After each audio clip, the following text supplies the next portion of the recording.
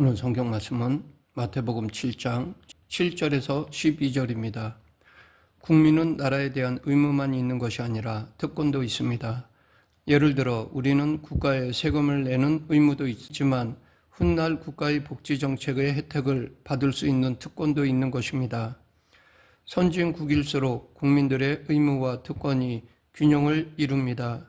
천국도 그 나라의 시민된 우리들에게는 의무도 있지만 성도로서의 누릴 특권도 있습니다.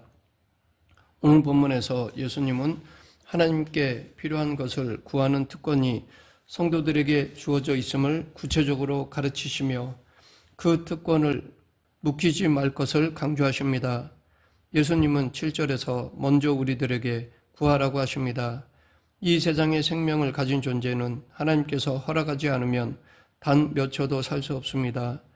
태양빛과 공기도 하나님께서 주신 것입니다. 그것을 주시지 않는다면 인류는 순식간에 죽습니다. 그런 하나님이 우리의 아버지로서 우리에게 필요한 것들을 채워주시기를 기뻐하십니다.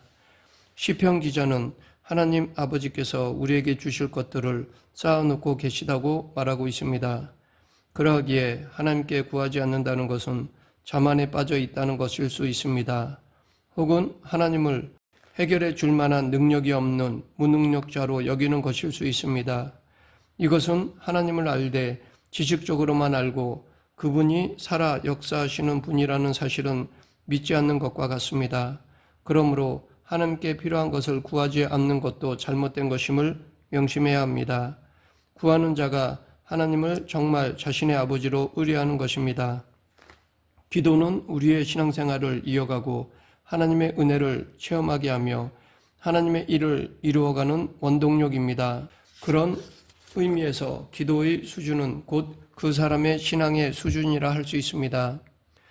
그가 어떻게 기도하느냐, 어떤 자세와 내용으로 기도하느냐에 따라 신앙의 수준을 성찰해 볼 수 있습니다. 우리는 어떠한 상황 속에서도 기도해야 합니다. 공경에 처한다 할지라도 하나님의 뜻대로 바르게 기도해야 합니다. 그 공경 또한 하나님의 뜻을 이루어가는 과정일 뿐입니다.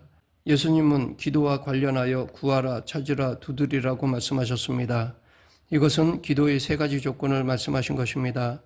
먼저 구한다는 것은 자기의 결핍을 인식하고 하나님께 그것을 채워주도록 호소하는 것을 의미합니다. 이것은 전적인 수동입니다. 우리의 의지가 아닌 하나님의 은혜입니다. 여기에는 하나님 앞에서의 겸손과 믿음이 전제됩니다. 왜냐하면 겸손과 믿음이 없이는 하나님께 구할 수 없기 때문입니다. 계속해서 예수님은 찾으라고 하십니다. 여기서 찾으라는 말의 원뜻은 사모하고 갈망하다는 의미입니다. 우리는 하나님의 뜻, 하나님의 의, 하나님의 나라 등을 갈망해야 합니다. 시편 기자는 여호와의 증거를 지키고 전심으로 여호와를 구하는 자가 복이 있다라고 하였습니다. 마태복음 6장 33절에서는 너희는 먼저 그의 나라와 그의 의를 구하라고 하셨습니다. 대부분의 사람들은 그가 갈망하고 추구하는 것을 보고 그 사람의 가치관이나 세계관을 알 수 있습니다. 돈을 갈망하고 돈 버는 일을 추구하는 사람은 물질을 의존하는 사람입니다. 인기를 갈급하며 추구하는 사람은 명예를 우선순위로 하는 사람입니다. 힘을 갖고자 수고하고 노력하는 자는 권력을 사랑하는 자입니다. 하나님 나라와 의를 찾기에 힘쓰며 그것을 얻기를 갈망하는 사람이 그리스도인입니다. 그러기에 우리는 늘 하나님의 나라와 의를 찾는 구도자의 삶을 살아야 합니다. 이제는 됐다라든지 더 이상 하나님의 진리와 의에 대해 알 것이 없다라고 생각하는 사람은 결코 온전한 신앙을 지닌 성도라고 인정할 수가 없습니다. 예수님 당시 바리새인들은 자만에 빠져서 구도자의 자세를 상실하였습니다. 그러하기에 그들은 하나님과 그 진리를 찾는 대신 자기 신앙에 도취되어 자랑만 하고 자기들이 만든 전통을 추구하는 생활을 했습니다. 마태복음 5장 6절에서 의에 줄이고 목마른 자는 복이 있나니 저희가 배부를 것이라고 하셨습니다. 이처럼 하나님을 알면 알수록 진리를 깨달으면 깨달을수록 그것을 더욱 갈망하는 사람이 정상적인 그리스도인입니다. 우리는 성경을 알수록 그 깊이의 심연을 가늠하기 어려우며 찾고 배울수록 더욱 사모할 것이 많다는 사실을 절감하게 됩니다. 그러하기에 사도 바울처럼 살아서 천국을 보고 온 자도 내가 이미 얻었다 함도 아니요 온전히 이루었다 함도 아니라 오직 내가 그리스도 예수께 잡힌 바 된 그것을 잡으려고 쫓아가노라 라고 고백했던 것입니다. 즉 자신은 아직도 찾을 것을 찾지 못한 구도자라는 것입니다. 그리스도의 장성한 분량까지 우리의 신앙 인격이 성장하려면 끝이 없습니다. 진리와 의와 영원한 생명을 항상 찾아 헤매는 구도자, 그 구도자와 같은 자세를 지닌 성도가 심령이 가난한 성도요 겸손한 성도이며 올바로 성장할 수 있는 건강한 신앙을 지닌 성도입니다. 우리는 끝없는 구도자라는 이 사실을 늘 기억하는 성도가 되어야 합니다. 마지막으로 예수님은 두드리라고 하십니다. 두드리라는 것은 소리나게 여러 번 치는 행위를 말합니다. 다급한 일을 당한 사람이 도움을 청할 때 이렇게 두드립니다. 그러하기에 이것은 긴박하게 구하는 태도를 의미합니다. 기도는 간절한 마음이 있어야 합니다. 돼도 그만 안 돼도 그만이라는 마음으로 하는 것이 아닙니다. 하나님은 우리에게 무엇이든 간절한 마음으로 구하는 자세를 원하십니다. 잠언 8장 17절 나를 간절히 찾는 자가 나를 만날 것이니라. 또한 시편 81편 10절 나는 너를 애굽 땅에서 인도하여 낸 하나님이니 내 입을 넓게 열라 내가 채우리라. 이는 마치 입을 크게 벌리고 어미의 먹이를 구하는 새끼들처럼 기도하라는 것입니다.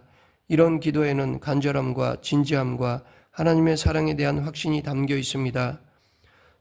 줘도 그만 안 줘도 그만이라는 마음으로 하는 기도에 하나님은 관심을 갖지 않으십니다. 우리는 기도의 응답이 있을 때까지 계속해서 두드려야 할 것입니다. 물론 내 정욕을 위한 기도는 아무리 두드려도 소용이 없습니다.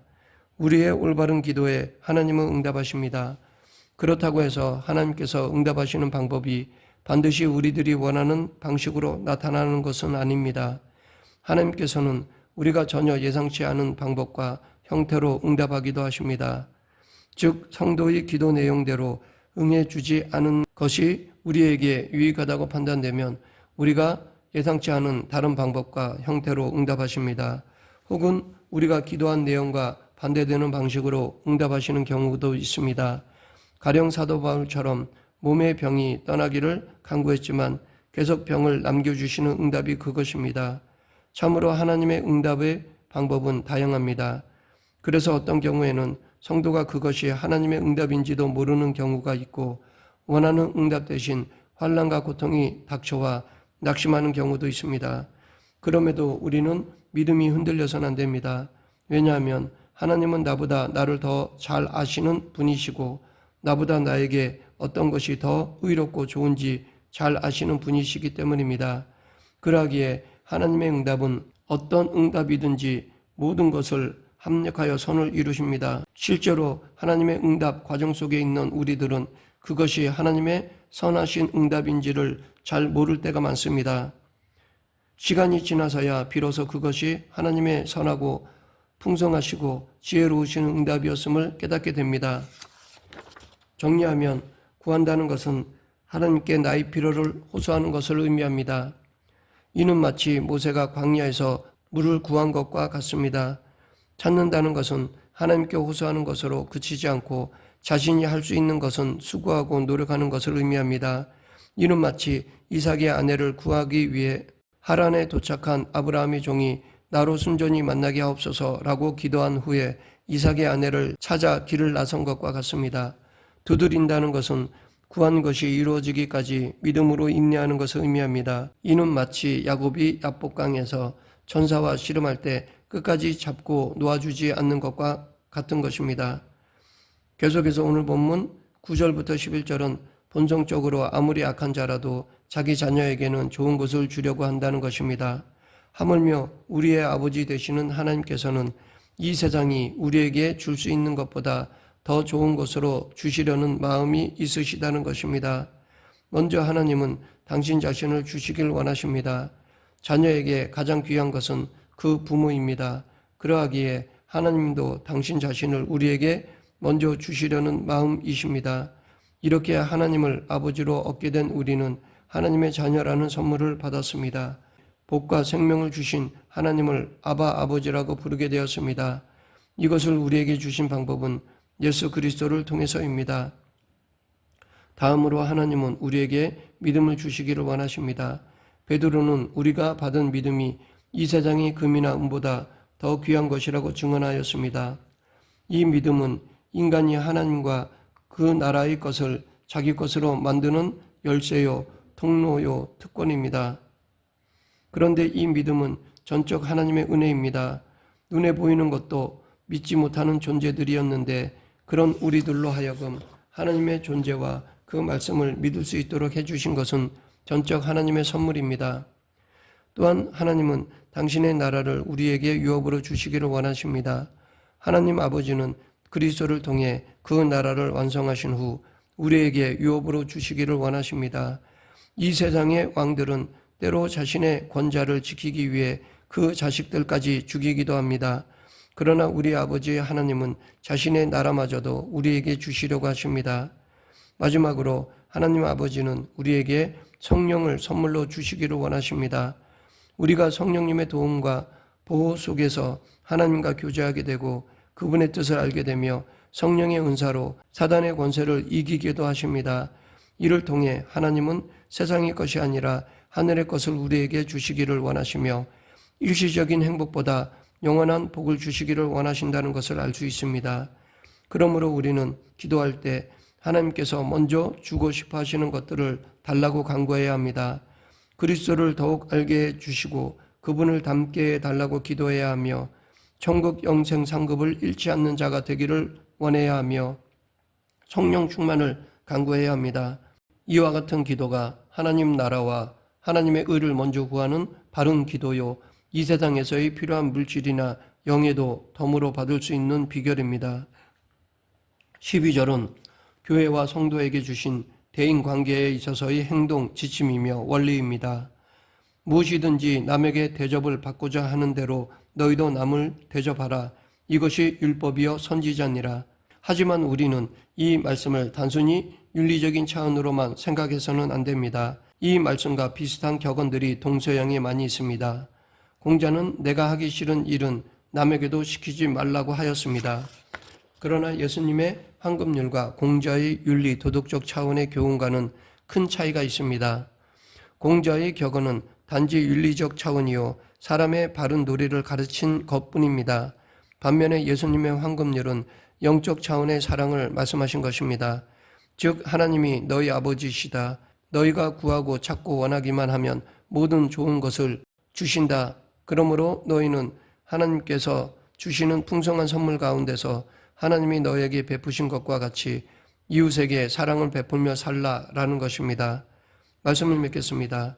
우리는 예수 그리스도께서 통치하시는 천국 백성으로서 우리가 져야 할 멍에는 쉽고 가볍습니다. 왜냐하면 구하고 찾고 두드리는 자녀에게 하나님께서는 그리스도 안에서 모든 것을 풍성하게 채워주시기 때문입니다.